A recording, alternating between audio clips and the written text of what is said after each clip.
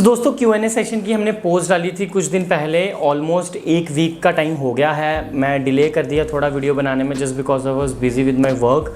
तो आज की वीडियो में उस Q&A सेशन जो मैंने पोस्ट डाली थी उसमें से कुछ क्वेश्चंस पिक करे हैं। देखो उसमें बहुत ज़्यादा क्वेश्चंस थे, ऑलमोस्ट 100 के करीब क्वेश्चंस थे, लेकिन वो सारे क्वेश्चंस जो थे वो रिपीटेटिव थे and most of the questions ऐसे थे जो लैपटॉप्स के बेसिस पे थे एंड उन सभी क्वेश्चंस का मैंने कहीं ना कहीं आंसर दे रखा है।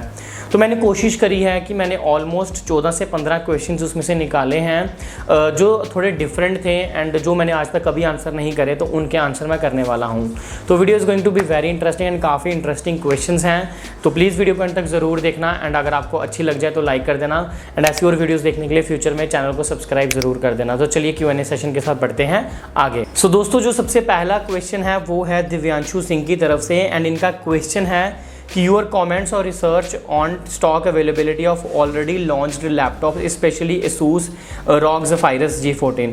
तो ये बेसिकली ये पूछ रहे हैं कि स्टॉक्स की अवेलेबिलिटी को लेके मेरा क्या विचार है और मेरा क्या रिसर्च है।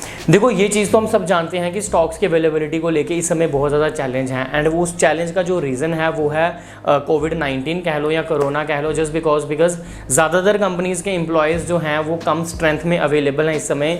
तो जो स्टॉक होता है वो प्रोडक्शन पर डिपेंड करता है, प्रोडक्शन इस समय लैपटॉप्स की कम है, इसीलिए स्टॉक्स की अवेलेबिलिटी जो है वो कम है।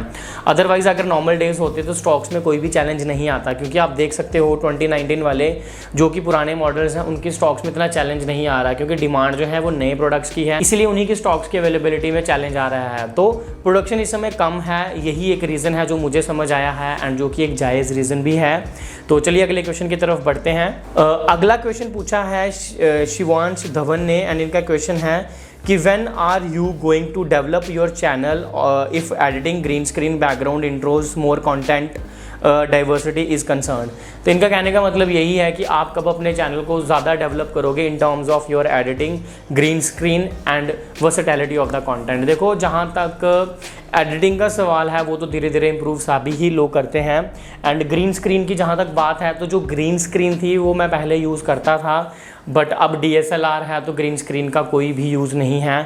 हम अपने धीरे धीरे बैकग्राउंड को ही इम्प्रूव करेंगे एंड उसके बाद वर्सेटैलिटी की जहाँ तक बात आती है तो वर्सेटाइल भी बनेंगे। अभी तो हम ज़्यादातर रिगार्डिंग द लैपटॉप से चीज़ों को कवर करने की कोशिश कर रहे हैं, but yes you are right, हम जल्दी ही वर्सेटैलिटी भी दिखाएंगे एंड डिफरेंट एरियाज़ के कंटेंट को एक्सप्लोर करेंगे रिलेटेड टेक्नोलॉजी। तो बढ़ते हैं अगले क्वेश्चन की तरफ एंड अगला क्वेश्चन पूछा है मिस्टर SK ने एंड इनका क्वेश्चन है your age, education, home town and previous jobs.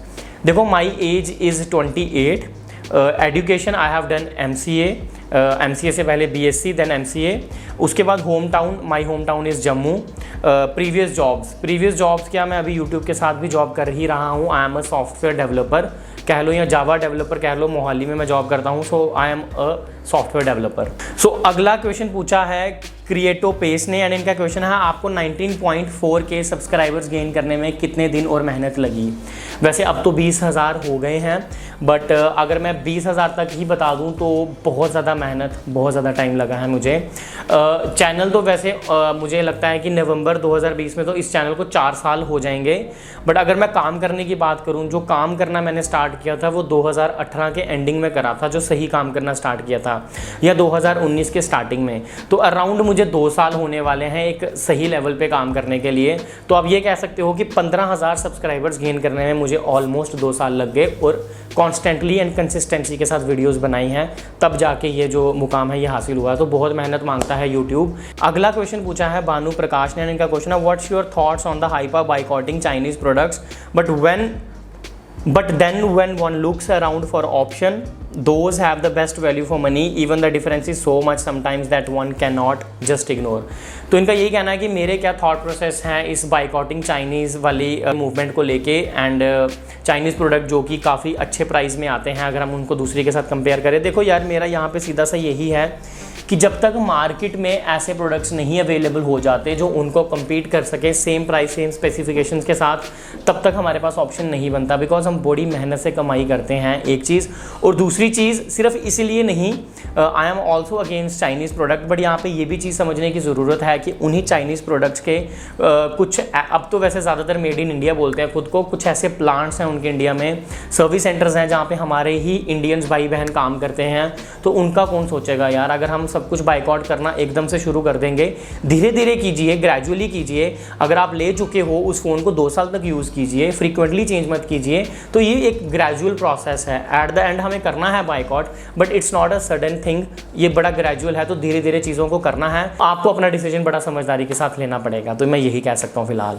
अगला क्वेश्चन निखिल यादव ने पूछा है, and they are asking and he is asking what do you do apart from YouTube, which is your favorite YouTuber?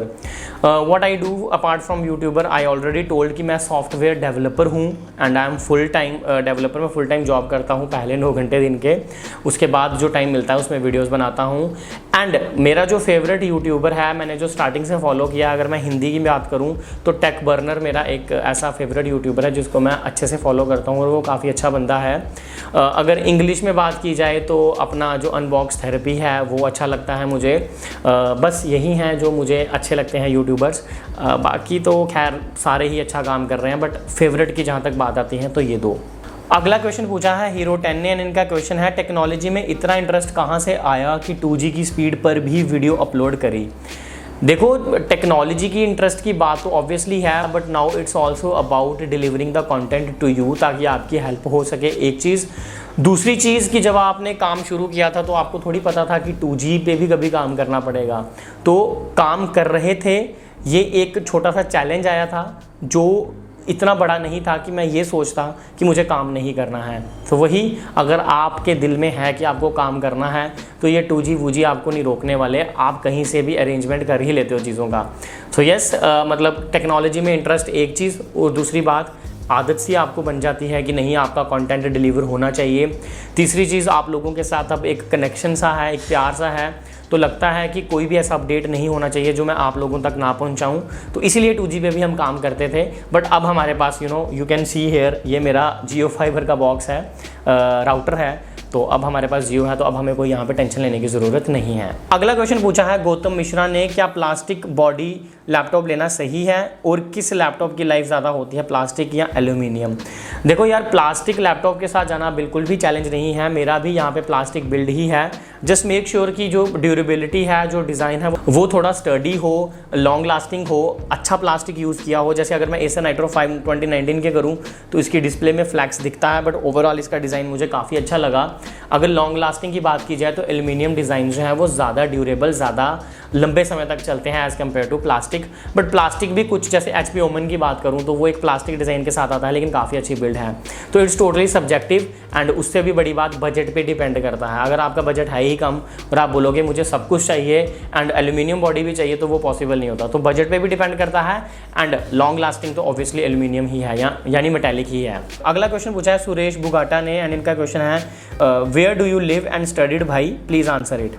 मैं रहता हूँ जम्मू में, जॉब करता हूँ मोहाली में, पढ़ाई मैंने की अपनी सारी जम्मू में। तो अभी मैं नहीं पढ़ता, अभी मैं करता हूँ जॉब। अगला क्वेश्चन पूछा है KH ने, will in upcoming Diwali sale price of laptop will fall? Obviously laptop के प्राइजेस फॉल होंगे, दिवाली सेल में भी, बिग बिलियन सेल में भी। तो इन दोनों सेल्स में होने ही वाले हैं, क्योंकि फेस्टिव सेल्स है तो उसमें तो प्राइजेस जो हैं वो ड्रॉप होते ही हैं। अगला क्वेश्चन सोनू कुमार का है, when will be the big billion day sale of Flipkart expected? It is very important for me, please tell. And when will Acer Nitro 5 all models back in stock in sale, please tell, very important.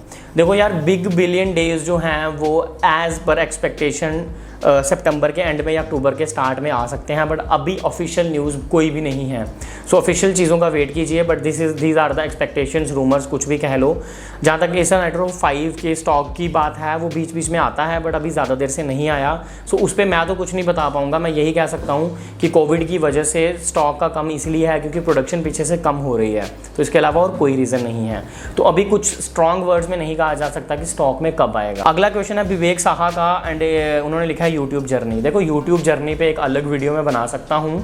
अगर आपको वो video चाहिए तो नीचे comment करना, जितने comments आएंगे, अगर मुझे 3 4 5 कमेंट भी आए थे, वैसे तो मैं वीडियो बना ही देता हूँ, तो देखते हैं कितने कमेंट आते हैं यूट्यूब जर्नी को लेके। अगर आपको लगता है कि I should make video on that तो प्लीज़ कमेंट करके बताइए, तो मैं आपको एक सेपरेट वीडियो उस पर दे दूंगा। अगला क्वेश्चन पूछा है आशीष ने, एंड इनका क्वेश्चन है how much difference is there in 1650 Ti and 1650? 1650 Ti और 1650 में फ्रैंकली स्पीकिंग ज़्यादा फर्क नहीं है, आपको 7 से 10 फ्रेम्स पर सेकंड का फर्क देखने को मिलेगा।